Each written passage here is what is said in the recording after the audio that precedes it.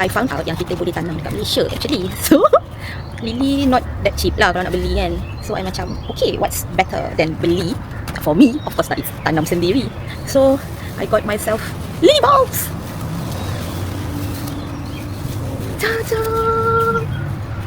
Saya hantar macam ni, 5 ni for 15. 5 box ni for 15. So satu around RM3 lah if you buy one stock je. Dah berapa kan? Ini like you can grow them out yourself. So ni ada 1, 2, 3, 4, 5. So let's plant them together.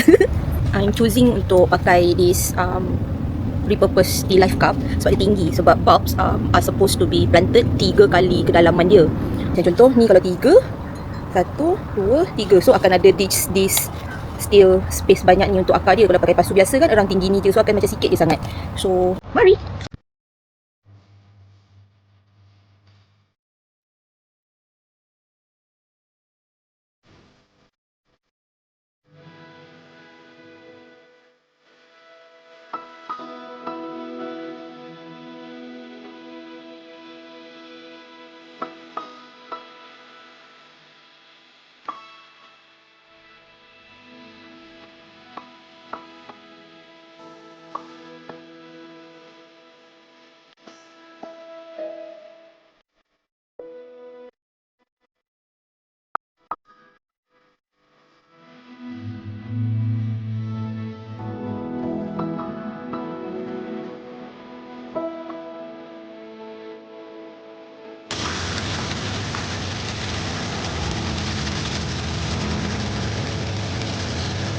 So ni hari ni kalau nak ikutkan 3 hari bulan, kita tengok berapa hari dia akan keluar tunas dia. Nanti I'll update.